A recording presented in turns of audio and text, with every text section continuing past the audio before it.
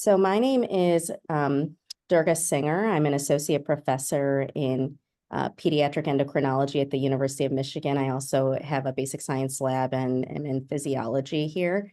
And this session, as I was saying, is brought to you by our Wheeled Educate group.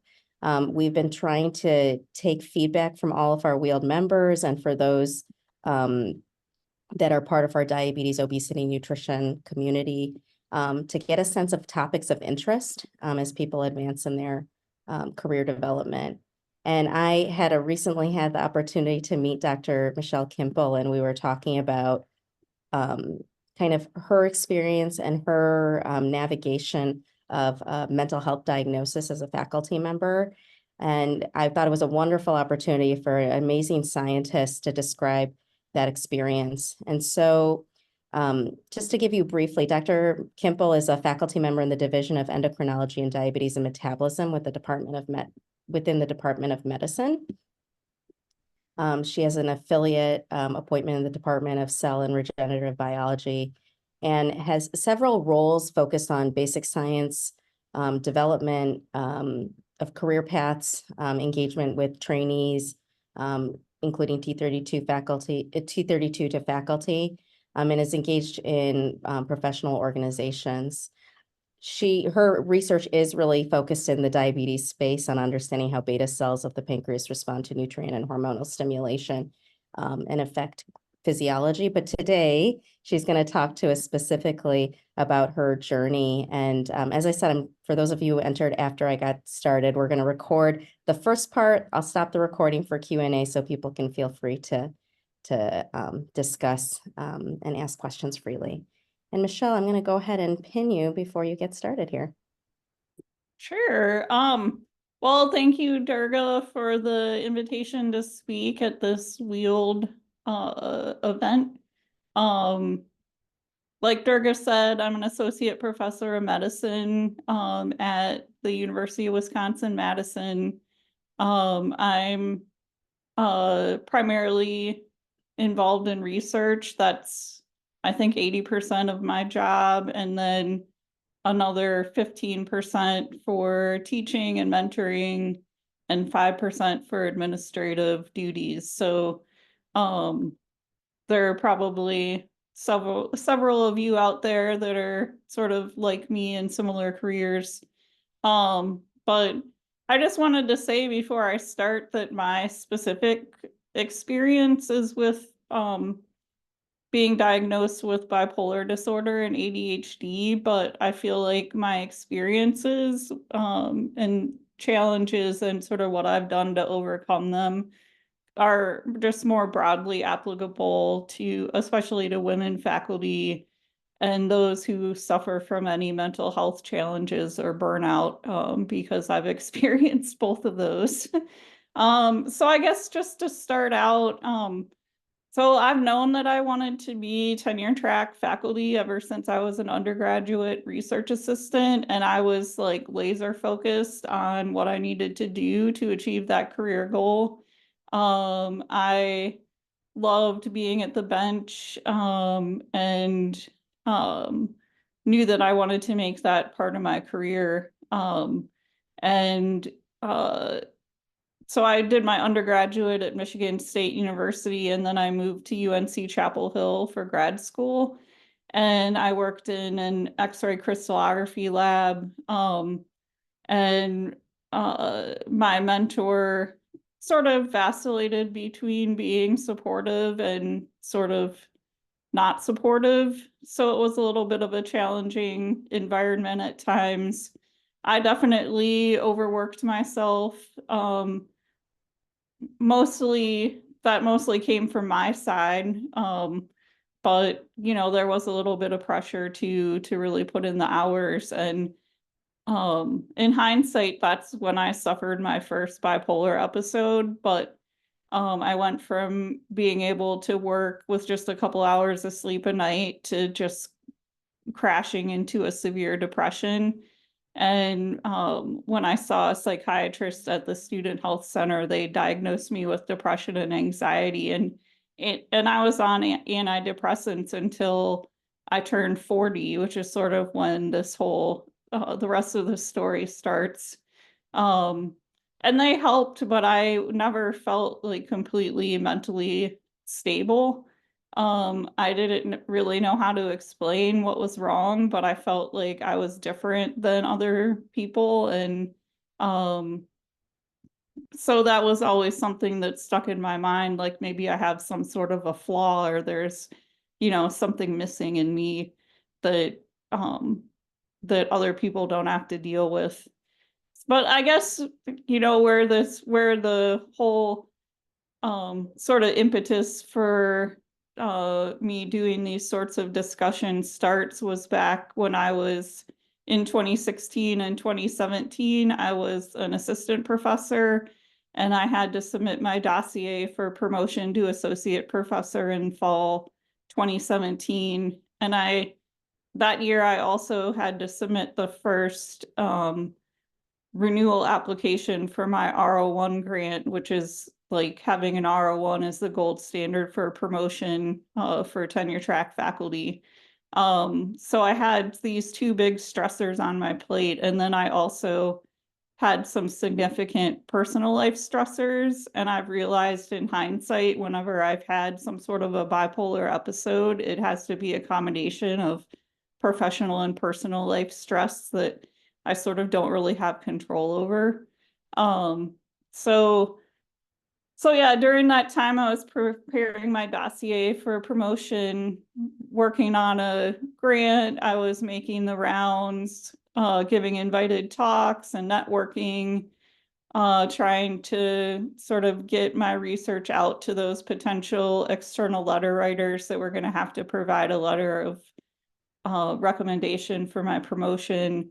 I was serving on grant review panels. Basically anything somebody asked me to do, I would say yes, because I thought this is going to help me get promoted. But and during that time, I again was only sleeping in a couple hours a night. I told my friend that I'd created a whole new day in the week. So I was living an 8-day week, and normal people were living a 7-day week, and I could just accomplish so much more. And like, this is going to be great for the rest of my life. This is amazing. But obviously it was not. Um, and I also became, during this time, it was sort of gradual. My husband thought I was just becoming eccentric or having some sort of a midlife crisis, but I became really ultra spiritual because I felt like something was wrong with me and I needed to do all these things to fix some sort of a defect that I thought was in my soul. Like, I got really into yoga and flotation therapy and crystals and sort of things that I'm not a religious person. I'm very sort of um, atheist and very focused on science and reason. And so this was something very unusual that had never happened before in my life. And then right after I submitted my grant and my dossier, I had a realization or a shock in my personal life that made me question my understanding of reality. And that like little question made me realize that all of these thoughts and behaviors I was having were really a symptom of bipolar disorder, undiagnosed, and not, part of me as a person. And sort of I'd been living a life that wasn't based in reality. And that's when I crashed down into a severe depression, which was worse than any I'd ever had in my life. I really felt like I had no emotions, that just an emotionless existence, like wandering through life, trying to find meaning and purpose. And really feeling like if this is what life's going to be like, then, it doesn't really seem worth living. But since I wasn't like actively suicidal, I still had to wait to a couple months to get in to see a psychiatrist. And luckily she agreed with my self-diagnosis. I know I'm always sort of nervous to, tell clinicians that I think I know what's going on with myself. I know some doctors don't respond well to that, but luckily she did. And she started me on a mood stabilizer. And when that sort of stabilized my mood and depression, um, she added on an atypical antipsychotic, and finally that depression started lifting. Um, but even though my moods were stable, I couldn't focus on work at all. Like I don't remember what I was doing, but it was a big Excel sheet and I had to color code it to make sense of it. And I spent a lot of time staring out the window behind my computer because I just couldn't initiate or complete any tasks. And so I went back to her and she diagnosed me with ADHD as well, which she said is actually really common in people with bipolar 1 disorder, and especially in women too. So if you do have bipolar disorder and you're still struggling with sort of those day-to-day tasks, that might be something to ask your doctor about, but just as an aside. Um, but anyways, the um sort of that combination of medications, I sort of felt like for the first time that I'm experiencing what someone who's neurotypical must experience every day. And I was actually really worried at first about medication and not being able to become hypomanic or manic because I was so productive during those times and I felt like I was really creative. And if my bipolar disorder is treated, am I going to lose that creativity? Am I going to lose the ability to come up with these like overarching metal or models that I could test experimentally? Am I going to be able to get those really high impact grants anymore? And I found that now that I work a regular work day and I have a running task list and I can stay on tasks, that I'm actually more productive and creative than I was before I was treated. So that concern really didn't, that sort of worry I had didn't end up panning out, and which was great. And I think that's something I'd like to sort of get out to the wider community, is that medication's not always bad. If you have a serious mental health disorder, and your doctor recommends medication, it's not the end of the world. I know I'm going to have to be on these for the rest of my life, but it's been like a huge godsend to have my bipolar disorder actually treated.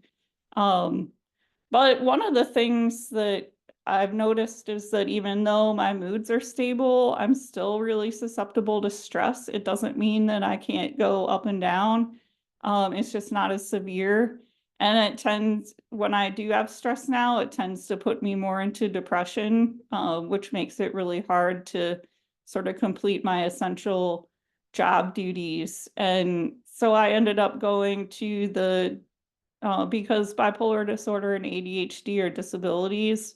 I ended up going to the disability coordinator for our School of Medicine and Public Health and talked with her about what sort of reasonable accommodations I could ask for that would allow me to be able to successfully complete my essential job duties, which for me, like I said, is primarily research, and having to maintain excellence in research through publications and through grants, external grants that I'm able to secure.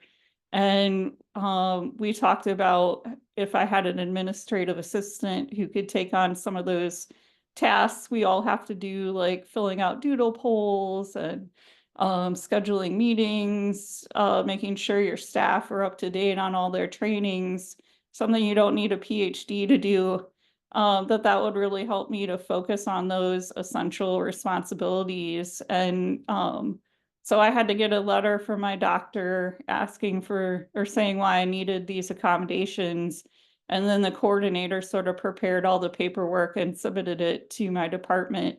And luckily they agreed to give me up to 10 hours per week of the effort of one of the administrative assistants in the department. And she was a godsend to me. In the beginning, I had thousands of emails in my inbox and I just couldn't like bear the thought of going through all of them. So she went through all of them sort of for me and flagged ones she thought were important, and then we would go through and sort of prioritize what I needed to do. She started a running task list with me, and we could sort of designate tasks to each other. And even though I don't really need her help that much anymore, I still have that task list, and that's been incredibly helpful for me. Um, I was also approved for FMLA leave, which I actually did have to take back in, I think it was 2021. So the pandemic really destabilized my mood, and all of the sort of political unrest was like a little too much for me to take. And so I took um 8 weeks off, I think. And when I say off, it's not like those tasks disappear. So I knew I couldn't take full 8 full weeks off, or maybe it was even 12. So I worked up to a couple hours a day, like when I did as much as I could manage, but I did take that time to sort of recover and restabilize. And something that was happening during this time that, at first I'm like, should I really be doing this? Is I'm the co-director of the islet core for our diabetes center here, and we were putting in an NIH grant application to be a NIH diabetes research and training center. And so I had all these core materials that I was supposed to be working on, and I decided I need to take care of myself. So I told my colleagues that I'm really sorry. I need to take FMLA leave, and they all said, do what you need to do for yourself. We'll survive without you. One of my colleagues sort of helped finish up my section of the grant application, and it got submitted, and it was very highly reviewed, and we're in the process of doing that resubmission now. Um, so I requested FMLA leave at the same time I requested the disability accommodations, but you don't have to do those at the same time. You don't have to do both of them, but if you do think you might ever need to take FMLA leave, it's a good thing to do. It's not that hard to request, but having it in place and knowing your job is protected and that you aren't going to be discriminated against for taking that time off is sort of a weight off of your shoulders. Um, so I guess I was planning on talking for about 20 minutes. I'd be happy to take any of your questions. About my experience. Like, I think I sort of described a little bit about how to request reasonable accommodations, but I can talk about that more. I guess for the pet, I should say for the past couple years, even after I took FMLA leave, I still wasn't feeling as good as I was maybe in 2019. And which I'd say was like my most stable period in the past like decade or so. Um, but so I talked with my therapist a lot about this, and he actually thought that I my doctor and I had been working on like adjusting medications and things like that, and nothing was really helping. And my therapist is like, I think it sounds like you're burnt out. And um which happens to a lot of people in this career, especially women, because we tend to be asked to do more administrative tasks that sort of tear us away from sort of our main job responsibilities. And so I have some experience with sort of pulling me out of burnout, and that sort of mild depression that comes along with it. If anybody's interested on sort of what I did to address that.